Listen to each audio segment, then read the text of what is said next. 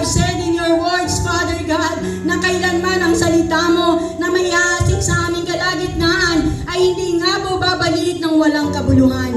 O Diyos, ang tanging lamang po naming panalangin, ibaba mo ang bawat isa sa pinakamababang kalagyan at ikaw ang patuloy na maitaas sa aming kalagitnaan sapagkat alam namin kung ikaw ay may tataas, kung ikaw ay may hahayag, tunay ngang maraming makamanghamahang bagay ang ibibigay ka nga po sa aming kalagitnaan. Anoint your word, Father God. Hallelujah.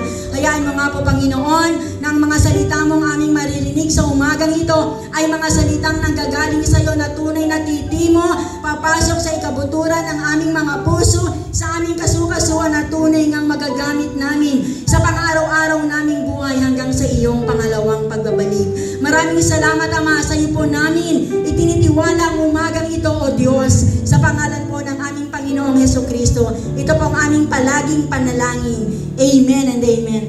Sige po, praise the Lord. Magandang umaga sa ating lahat.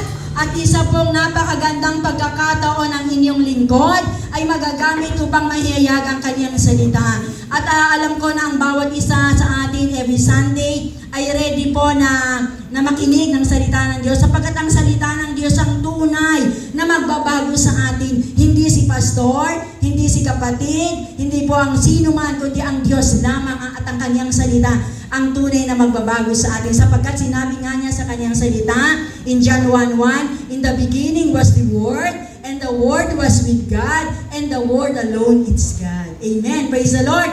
Sige po, palakpakan natin ang Panginoon. Magandang umaga sa mga kapatid natin na nandun po sa Zoom. Kayo po ay aming binabati. Kami po ay nananampalataya at naniniwala na ang mga pagpapalang may ibibigay po sa aming kalagitnaan sa ating panambahan ay dadaloy din po papunta sa inyong mga tahanan at kung saan man po kayo naroroon. At nais ko po lamang bago po tayo magpanimula sa ating Word of God, nais ko po nga tawagin o maaari po bang tumayo at i-welcome natin si Sister Nicole Canada at si Aldi Namog at sila po ay daladala ng ating kapatid na si Krisa. Sige po, tayo po ay tumayo at palakpakan natin ang Diyos sa buhay ng mga batang ito. Sabi nga kayo po ay naririto, praise the Lord, hindi sinasadya at ito ay hindi sinasadya pero kalooban ng Panginoon ang bawat isa sa inyo ay makarating sa ating church na kung saan ang ating Panginoong Hesukristo lamang ang itinataas sapagkat walang sino man sa silong ng langit na ibinigay kundi ang pangalan ng ating Panginoong Hesukristo na siyang tunay na magsasalba sa atin at magliligtas ng ating mga kaluluwa. Praise the Lord! Sige po, ako po ay magtutuloy na dun sa ating Word of God. Ay, hindi na po tayo lalayo doon sa Word of God na pinasinier ng ating pastor.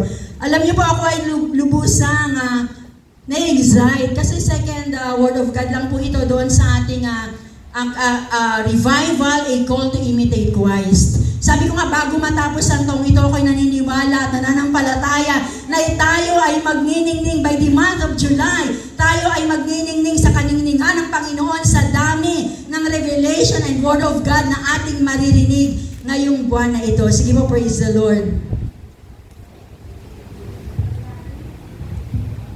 Ang ating pong topic, hindi po tayo lalayo dun sa ating topic. Sabi po doon ay Christ-likeness. Sabi nga po sa Tagalog ay pagiging Kristo. Pagiging si Kristo.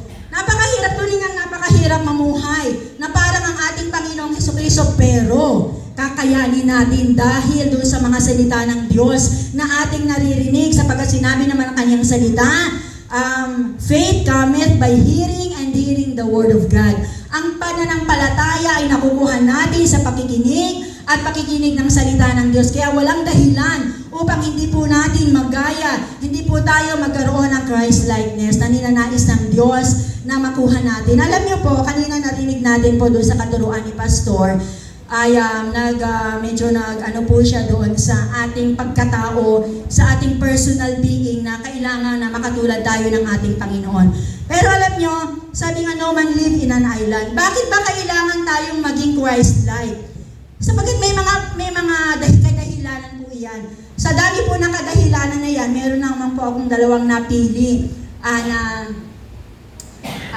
dalawang napili po na kadahilanan kung bakit ba o ano ba tayo dito sa mundong ito. Bakit ba natin kailangang maging katulad ng Panginoon o bakit tayo dapat maging parang Panginoong Jesucristo. Sige, babasahin ko lang po muna yung verse. Tularan ninyo ako gaya ng pagtulad ko kay Kristo. So nagkaroon po ng discussion kanina na si Pablo, ang isang karakter sa Bible na tunay ngang nakita natin na andoon ang pagsisikhay na makatulad ang ating Panginoong Jesucristo. So sinasabi natin, kaya ba o hindi? Kaya. Bakit kaya? Kasi nakaya ni Pablo eh. Si Pablo ang great example kung paano ginaya niya ang ating Panginoong Jesucristo. So kung kaya ni Kristo, kaya din po natin. Praise the Lord. Sabi po ay doon...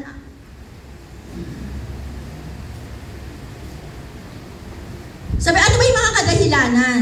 So bukod po, doon sa narinig natin kaninang umaga na may kadahilanan tayo na kailangan maging Christ-like tayo. Bakit? Para tayo ay makarating doon sa kalangitan. Para tayo ay maligtas. Kasi walang tao na hindi po makakarating sa kalangitan na hindi katulad ng ating Panginoon. Sabi nga, blameless. Sabi, walang batik, isang tuldok na kasalanan o kahinaan ang makakarating doon sa kalangitan. Sabi po dito, meron po ako dalawa lamang na ibabahagi sa ating kalagitnaan kung bakit kailangan nating maging Christ-like.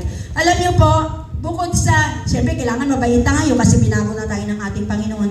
Kasi merong dalawang dahilan. We are, yung number 1 po, sabi doon, we are an ambassador of Christ. Hindi ba ng isang ambassador ng Christ ay siya ang nagsasalita o siyang nakikipag-usap in behalf of Christ. Para po sa isang bansa, di ba meron po tayo mga representative, mga ambassador, di ba? Sila po ang namamagitan para sa ating bansang Pilipinas. So tayo po bilang mga Kristiyano, tayo po ay ambassador ng Christ na magsasalita para sa ating Panginoon. Para sabihin ang mga bagay-bagay, ang Word of God para po na nagmumula sa ating Panginoon.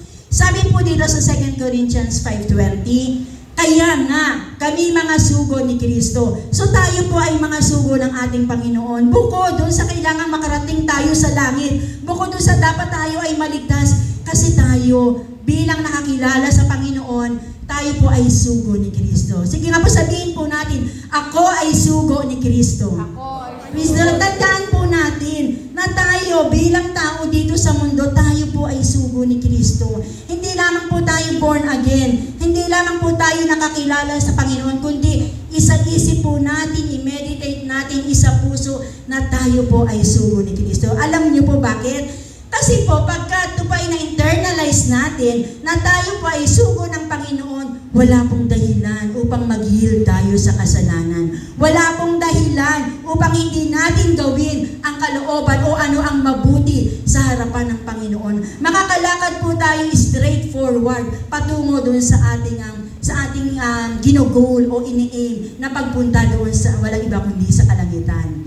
Kaya nga sabi dito, ang Diyos mismo ang nakikiusap sa inyo sa pamamagitan namin. Kami nakikiusap sa inyo, alang-alang kay Kristo, makipagkasundo tayo sa Diyos. Ayan, di ba?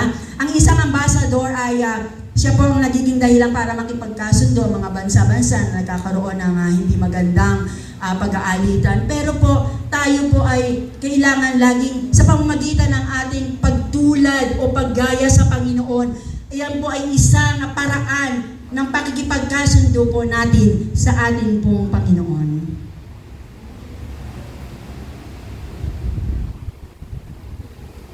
Hindi ko siya brand. Pwede po patuloy na lang isa para si Boy po yung number 1, kaya nga sabi po dito sa letter A, doon po sa bilang isang ambassador ng Panginoon. An ambassador of Christ is a person. Siya po isang tao, tayo, who has given his life to Christ. Tayo po ay ang ambassador po ng Panginoon, tayo na nagbigay ng ating buhay sa ating Panginoon, saved from sin. Tayo po ay pinatawad ng Diyos sa lahat ng uri ng ating kasalanan. Ito man ay maliit, ito man ay malaki. And living in a glorious way. At tayo daw po ay dapat bilang isang ambassador ng ating Panginoon, nabubuhay tayo sa kaluwalhatian ng ating Panginoon. Yun po bang lahat ng ating ginagawa, lahat ng ating sinasabi, dapat po ay nagbibigay ng kaluguran sa ating Panginoon in all glorious way. So sa lahat ng ating ginagawa, dapat po napaparangalan, nakikita ang glory ng Panginoon sa ating mga buhay.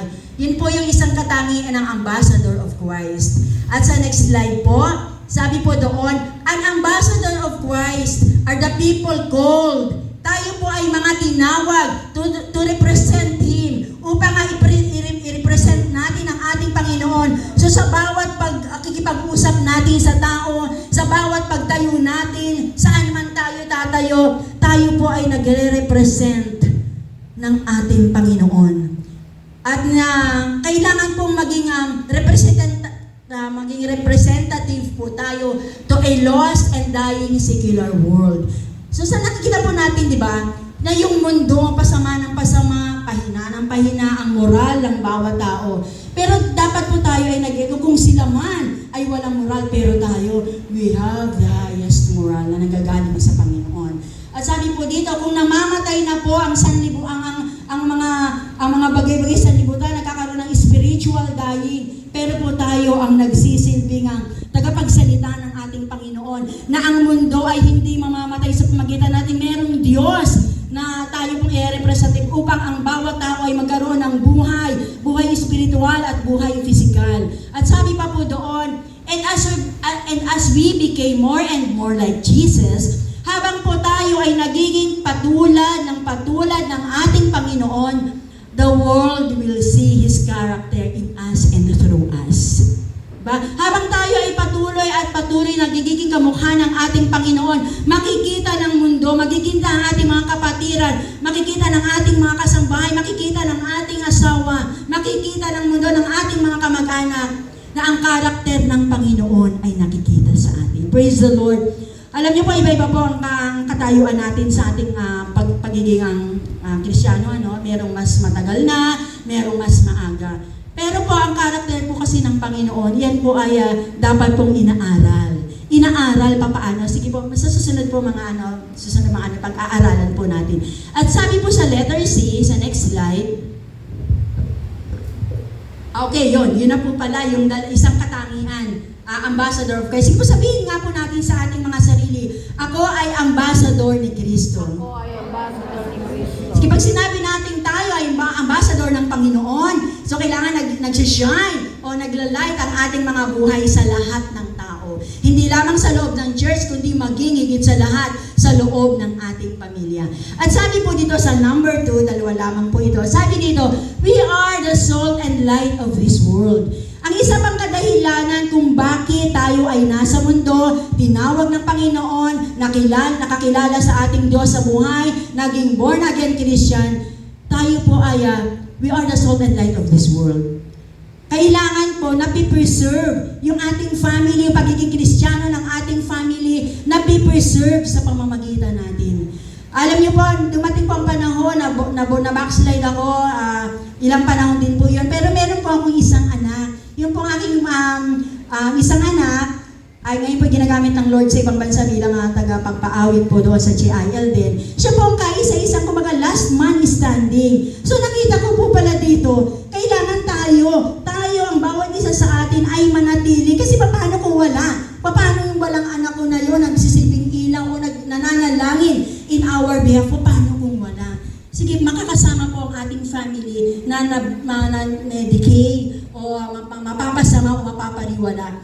Kayo ay asin ng sangkatauhan, ngunit kung asin ay mawala na ng alat, paano pa itong mapapaalat na muli? Kung hindi po tayo magiging isang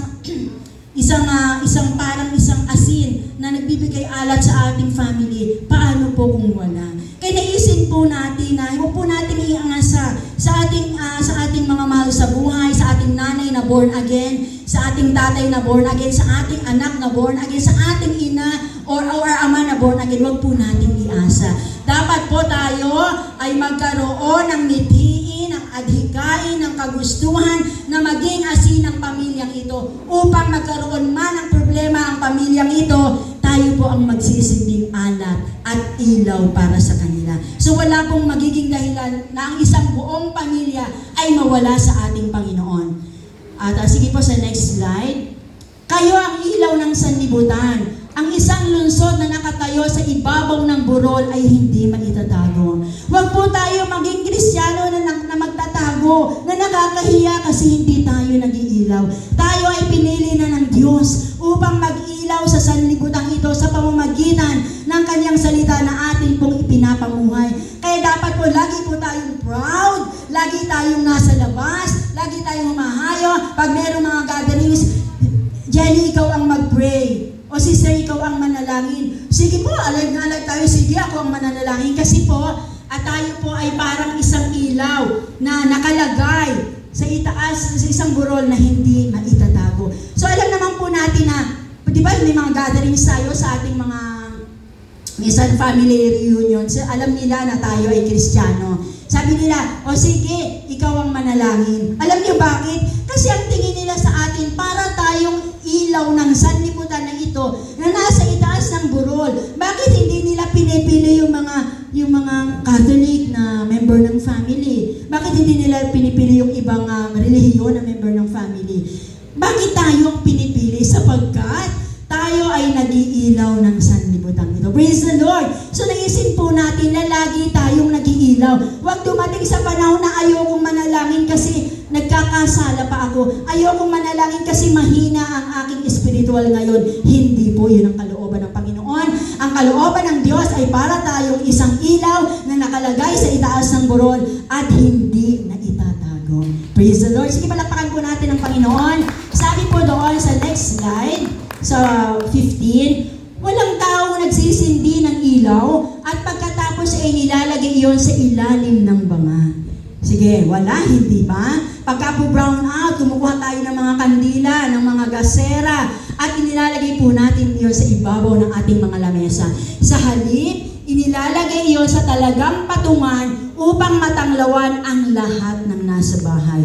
So tayo po bilang light of this world, kailangan lagi po tayong parang isang kandila o parang isang ilaw na laging nagliliwanag sa katipunan, sa katipunan o sa pangkalahatan, saan man tayo naroroon, maging tayo man ay nasa schools, ma-attend man tayo ng graduation ng ating mga anak. Siyempre, di ba, minsan ang init-init ganyan. Wag po tayong kakitaan na tayo ay naiinis. Pag sobrang tagal ng biyahe, wag tayong kakitaan na tayo ay naiinis. Dapat po kakitaan tayo na tayo po ay isang pasensyosong tao, sapagkat tayo ay isang born-again Christian. Alam niyo, mahirap maging isang born-again, pero madaling mo maging born-again kasi sabi ng Panginoon na I can do all things through Christ Jesus. At kung ang Panginoon po, ang tunay nasa sa atin, magagawa natin ang lahat ng bagay.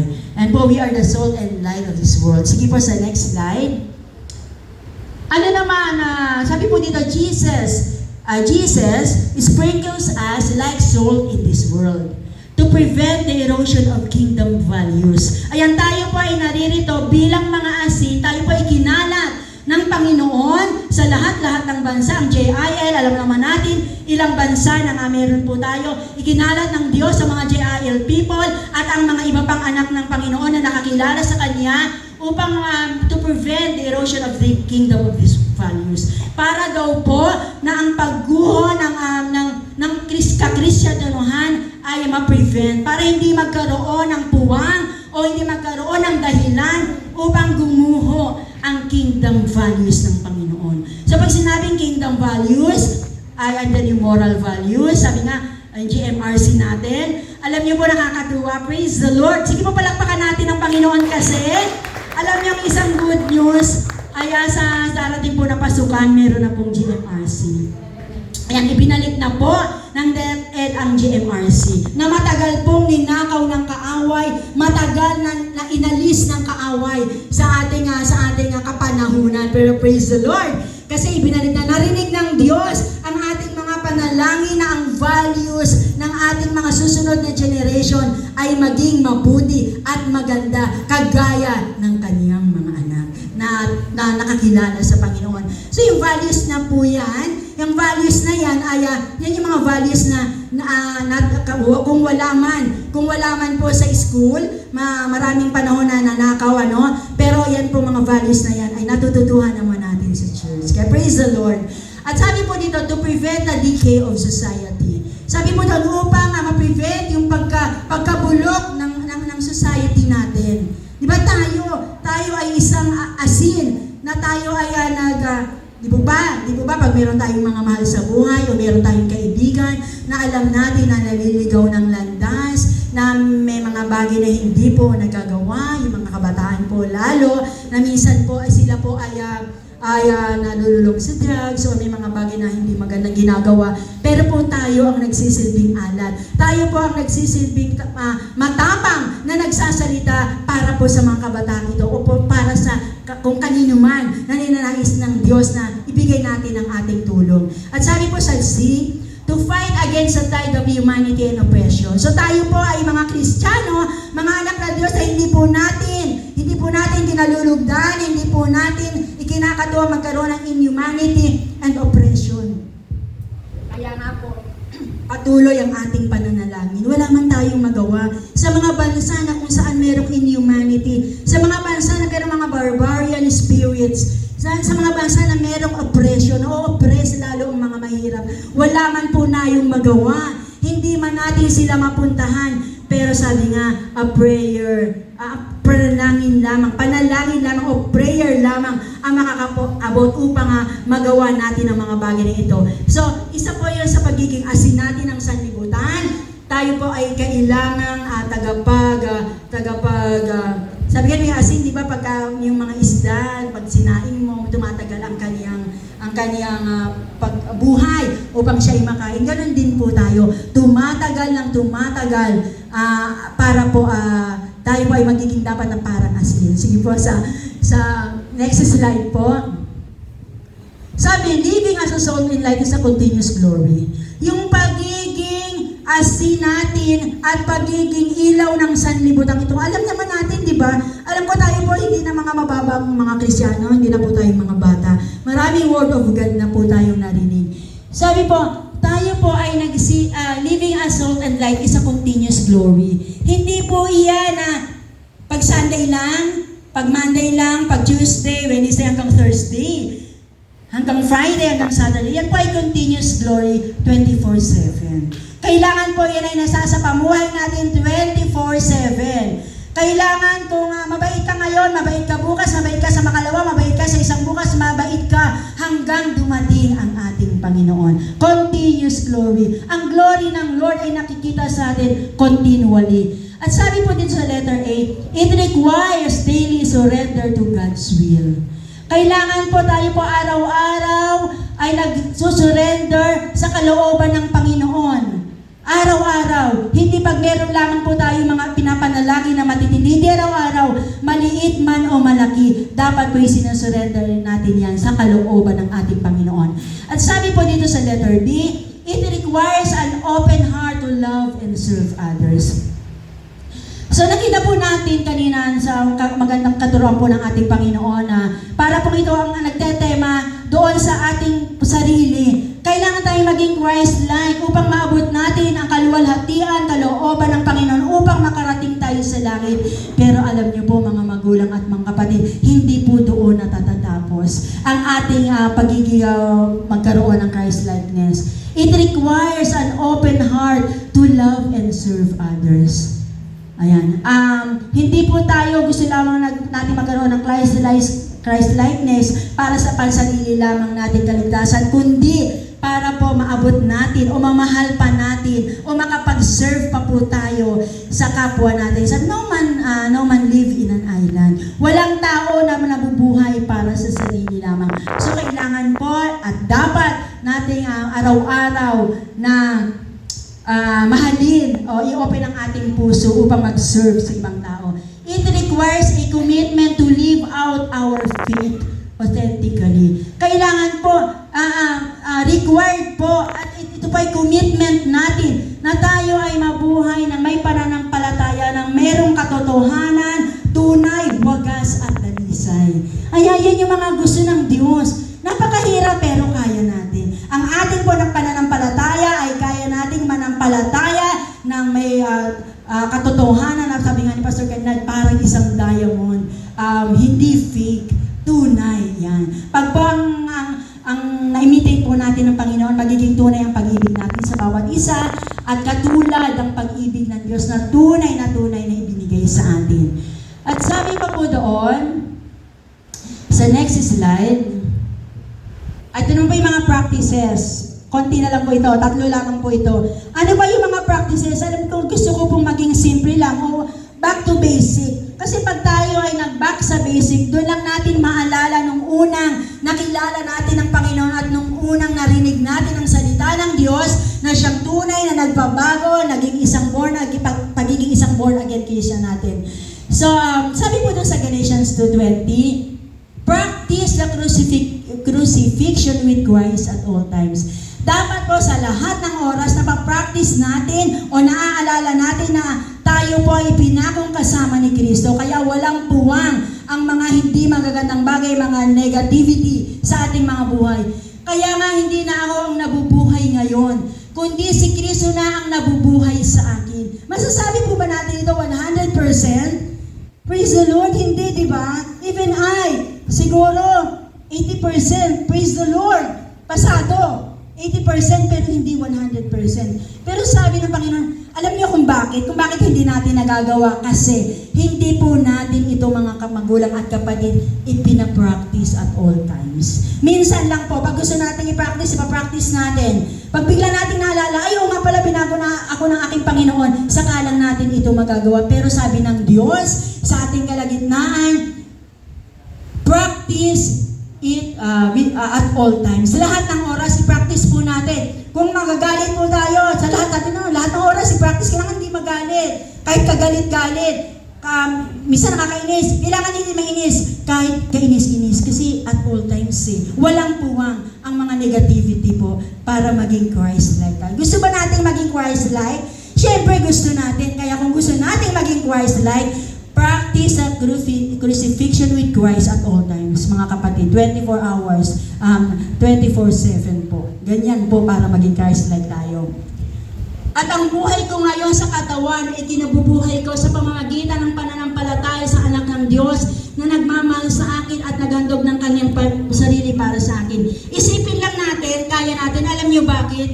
Sapagkat ang anak ng Diyos ay tunay na nagmahal sa atin at naghandog ng kanyang sarili para sa atin. Inihandog na niya, kaya kaya natin. Si Jesus, inihandog na nga niya yung buhay, kaya kaya natin yung mga maliliit na mga bagay na iyan. Sige po, sa next slide po. Sabi po doon, number 2, malapit na po akong matapos, praise the Lord. Pero sige po, balik po nga po tayo doon sa Galatians 2:20. Kasi medyo may oras pa naman tayo. Alam niyo po, ang verse na ito, nung ako'y na born again, year back 1987, ito po talaga yung tunay na naging masasabi kong na born again ako dahil dito po sa word na ito. Kasi meron po kami isang pastora na nagturo po regarding dito. Ang sabi ko po, ako'y namatay na kasama ni Kristo. Di ba yung isang patay, sige po, pansinin po natin, di ba yung isang patay kahit durugin yan, kurutin yan, o tagdarin mo ng pinong-pino, idalhin sa crematorium, di ba wala siyang pakiramdam? Yun pala tayo dapat, kailangan tayong maging isang patay. Namatay na tayo kasama ni Kristo, na kahit anong ginagawa sa atin o gagawin sa atin, kahit ano ang nararanasan natin, para tayong patay na hindi na po nakakaramdam. Kaya walang puwang talaga na hindi tayo maging katulad ng ating Panginoon. Sige po sa next slide. Sabi po, practice the fruit of the Holy Spirit in our everyday lives. Napapractice pa po ba natin? So, maaaring yung ilan napapractice, pero yung ilan hindi. Kaya nga po, fruit, di ba? Parang God. Ang God po ay kinakompose ng Father, Son, and the Holy Spirit. Para po yung fruit. Di ba? Kaya nga po, sabi nga po dun sa word, fruit, hindi siya fruits. Kailangan lahat pong bunga ng Santong Espiritu ay ipinapractice po natin sa ating buhay. Sabi po doon, subalit ang bunga ng Espiritu ay pag-ibig. Ay ang kagalakan, kapayapaan, pagtitiyaga, kabaitan, kabutihan, katapatan, kahinahunan at pagpipigil sa sarili. Walang batas laban sa mga ganito. Practice the fruit of the Holy Spirit in our everyday lives. Yun po yung mga susi. Very basic lang, very basic. Kasi yun ang gusto ng Diyos. Sabi nga, practice makes perfect. Ganon, di ba? Ang pag-practice ay na gagawa po nito upang tayo ay maging perfecto. Kaya kung ito po ay lagi natin ipapractice araw-araw, tunay nga pong makuha natin yung ating pagnanais na makatulad ng ating Panginoon.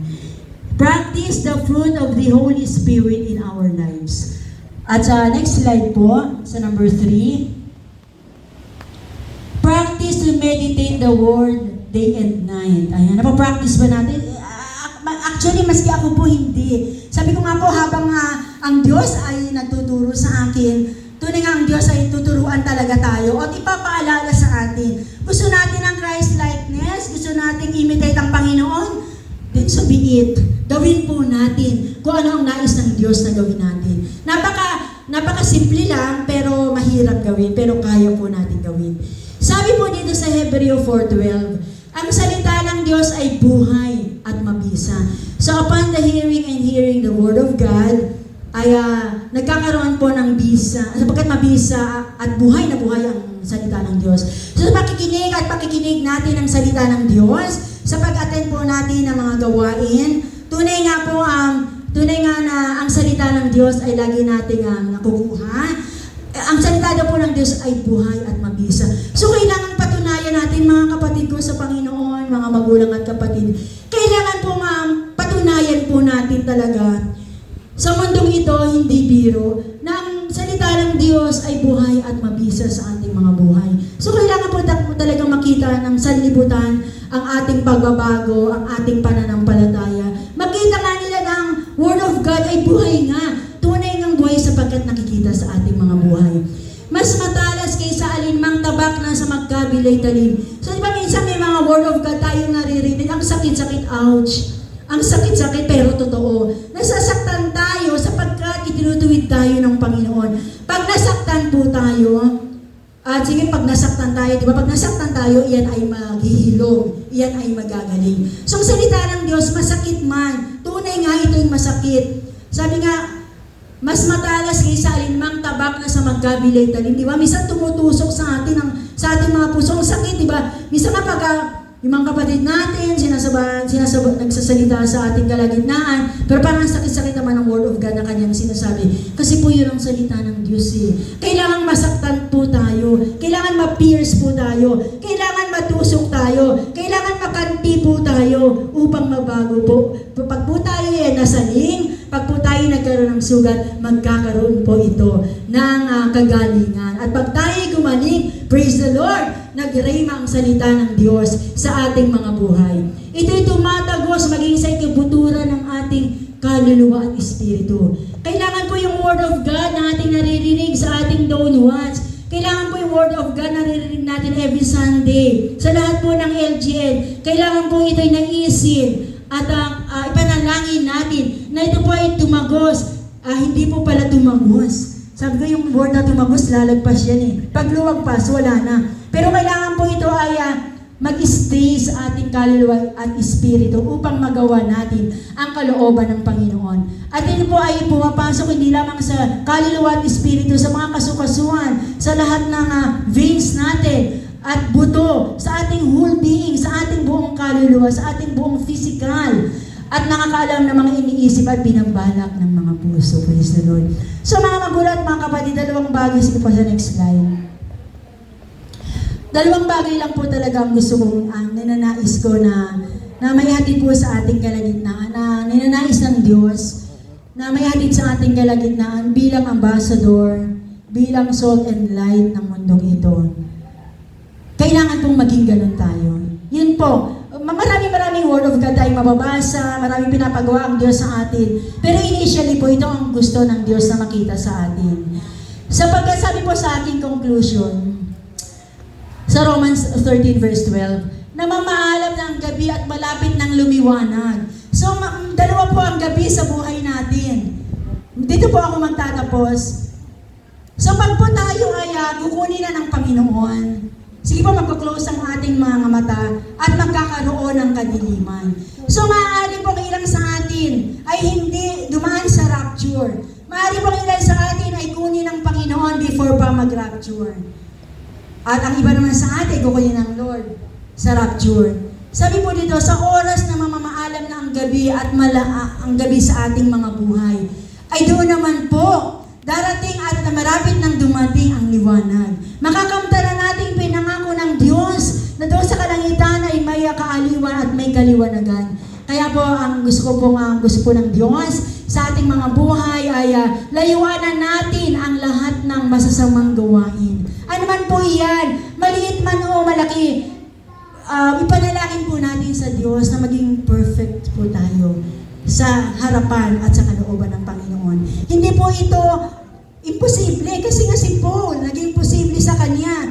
Kasi kaya nga po sabi nga po dun sa aklat ng Genesis, lalangin natin ang tao ayon sa ating wangis. So sa umpisa pa lang, nakita na, na-foresee na ng Diyos, pinlano na ng Panginoon na tayo ay lalalangin ayon sa kanyang wangis. Kaya hindi po imposible. Posible ang mga bagay nito. Kaya ako ay nananampalataya at naniniwala na bago matapos ang buwan na ito sa dami ng ituturo na sa atin ng ating Panginoon upang maging Christ-like. Alam ko by the month of July, tayo po ay tunay ngang magiging na-imitate na po natin ang ating Panginoon na pinaglilingkuran.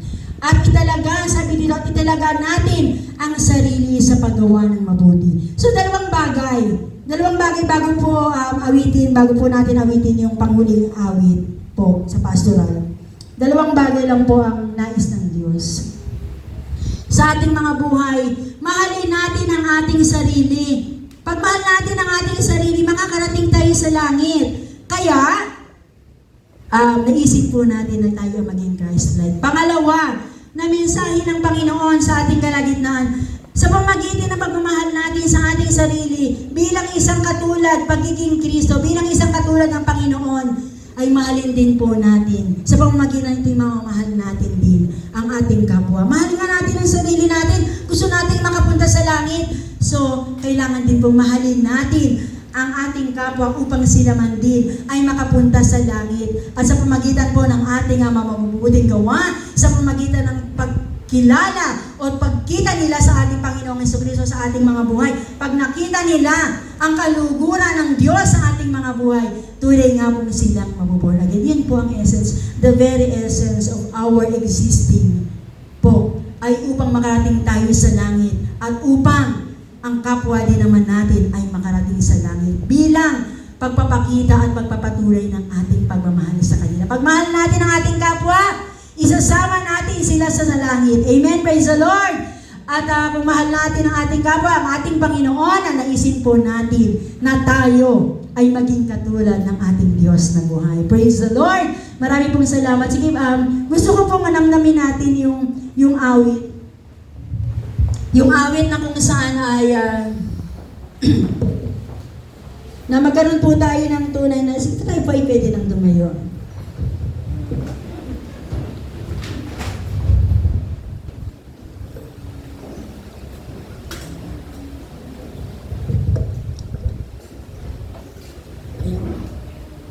Sige po, bago natin awitin, Sir, no? Gusto ko lang po munang basahin. Gusto ko pong i-internalize natin. Gusto ko pong sa puso po natin at ihayaan po natin ito pa'y pumasok sa ating puso, sa ating isip, sa ating espiritu at sa ating kaluluwa upang maganap o magawa natin ang kalooban ng Diyos habang tayo ay nabubuhay pa sa mundo ito. Sabi po dito, Lord, we need your grace and mercy. Sa umaga po ito'y kailangan natin ang grace and mercy ng Panginoon kasi hindi po talaga natin kaya. Hindi po natin kaya, mga kapatid, pero dahil po sa grace and mercy ng Panginoon, ito po ay makakaya natin. We need to pray like never before. Manalangin po tayo kung dati nananalangin tayo na, Lord, I want to be like you. Ngayon po ay manalangin pa tayo na higit sa pananalangin natin ng mga nakaraang panahon. Sige po sa next slide. We need the power of the Holy Spirit. Hingin po natin ang power ng Holy Spirit sa ating mga buhay. Naisin po natin na mangusap ang Diyos sa atin, pumasok ang Panginoon sa ating mga puso at kaisipan. And sabi po sa next slide, to open heaven's door. So kailangan po sa umagang ito ay mabuksan ang pinto ng kalangitan upang magawa natin o maibigay ng Diyos ang hinihingi po natin. And the next slide please. Spirit touch your church, stir the hearts of men. So ipanalangin po natin na itouch po tayo ng ating Panginoon. And next slide po, sabi po, revive us Lord with compassion once again. Naisin po natin o ipag-pray natin na Lord, i-revive mo po kami at magkaroon po kami ng compassion pa para sa ibang tao. Kung mahal po natin ang ating sarili, mahalin din po natin yung mga tao na nakapila doon sa dagat-dagatan impyerno. At yung compassion po talaga ang maibigay sa ating mga puso. I want to care for others. Naisin po natin, hingin natin, sabihin natin sa Diyos, I want to care for others as Jesus cares for me. Di ba? Ang Diyos masyadong nag-aalala sa atin, nagkikare ang Panginoon sa atin. Naisin po natin na yung care ng Panginoon ay maging care natin. And let your rain fall upon me. And the Spirit of the Lord fall upon us in this very day. In Jesus' name. Sige po, tayo po ay umamit sa Panginoon. Let us open our hearts, our mind, our spirit, our soul. Let us talk to God. Oh Jesus, Jesus, hallelujah. Oh Jesus, we need you, Lord Jesus, hallelujah. Father God, kailangan po namin kayo, O Diyos. So umagang ito sapagkat kung wala ka, tunay nga walang kabuluhan ang lahat ng bagay. Talk to us, Lord Jesus. Hallelujah. Naisip po natin ang Diyos ay magsalita at mangusap sa atin sa umagang ito.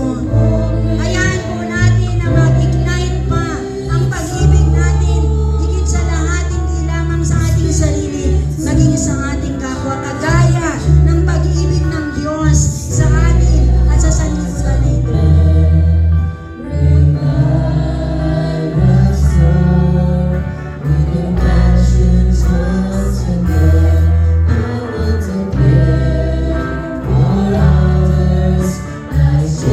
Yes, Lord. Hallelujah. Yes, Lord Jesus. Oh, Holy Spirit, oh God, come with us, Lord Jesus. Oh, come, Holy Spirit. Hallelujah, Lord. We welcome you in our midst, oh God. Talk to your people, Lord Jesus. Hallelujah. Ignite, oh God. Hayaan mo nga po, Diyos, na magkaalap ang aming pag-ibig. Higit sa lahat sa aming kapwa. Pag-ibig din namin sa iyo, Panginoon. Hallelujah, Lord Jesus. Hallelujah. Hallelujah, Lord. We welcome your Spirit, oh God. Hallelujah, Jesus. Awitin po natin itong muli. Huwag po nating hayaan na dumaan ang Santong Espiritu sa ating kalagitnaan, na hindi tayo nadaanan, na hindi nang-usap ang ating Diyos sa ating buhay sa mga oras na ito. Sa panimula nga po, O Diyos, ng aming katuruan upang ikaw ay aming makilala pa, maging katulad ka namin, O Diyos. Hayaan mo nga po ng Santong Espiritu mo, O Diyos, ang patuloy na mangusap, manguna, humipo sa buhay ng bawat isa sa amin, higit sa lahat sa iyong mga anak na ginagamit mo na maghayag na iyong salita, maghayag ng salvation dito sa mundong ito. Hayaan mo ng aming mga sarili ay buhay na patotoo, Panginoon, kahit hindi kami magsalita. Subalit sa pagtayo pa lamang namin, sa pagsasalita namin, sa pagkakita pa lamang nila sa amin makita ang kaluwalhatian ng Diyos sa aming mga buhay. Oh, praise the Lord. Hallelujah. Yes, Lord Jesus. Oh, Lord God, touch your people, Lord Jesus. Sa amin pong mga kahinaan, sa amin pong mga kasalanan, Lord Jesus, patawarin mo nga po kami, O Diyos, at hayaan mo, Ama, na walang anumang kasalanan kang ititira sa aming kalagitnaan. Hallelujah. Hallelujah, Jesus. Salamat po sa iyong salita na kung saan pumapasok sa aming kasukasuan. Salamat sa iyong mga salita na nagbibigay sa buhay sa amin. At salamat sa iyong mga salita na nagbabago sa amin, O Panginoong Jesus. Oh, hallelujah. Yes, Lord Jesus. Hallelujah. Sige po, awitin natin sa Panginoon at patuloy na higit sa Diyos. Hallelujah. Ang mga bagay na nais ng Diyos na gawin para sa atin.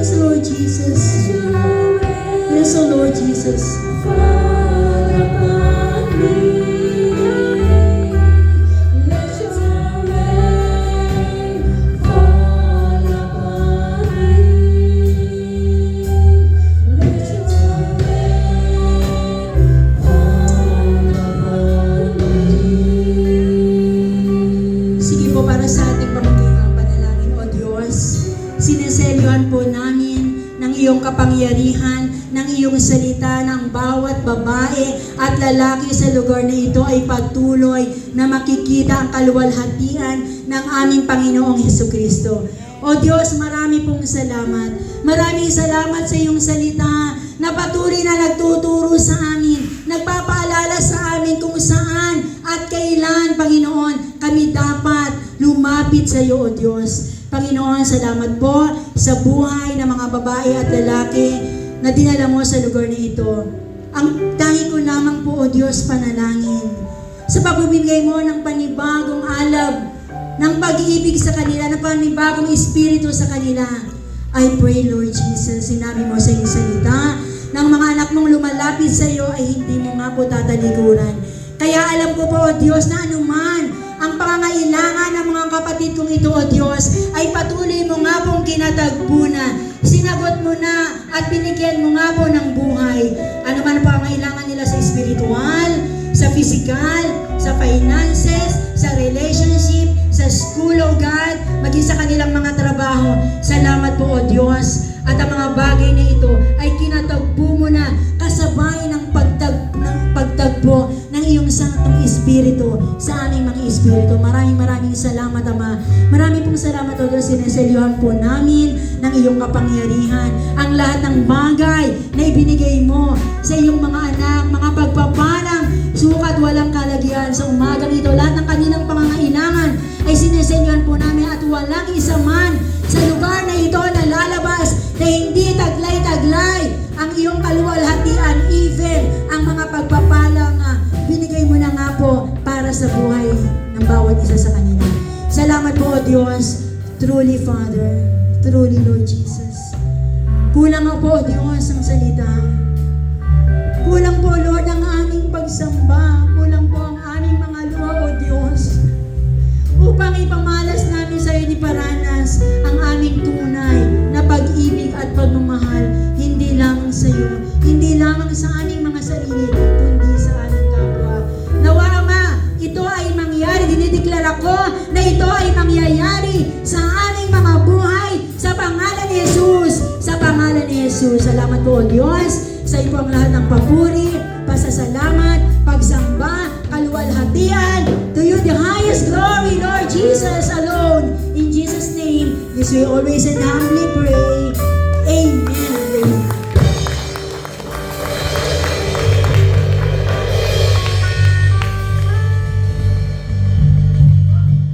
Sige po, patuloy po tayong tumayo at patuloy na naranasan natin ang katagumpayan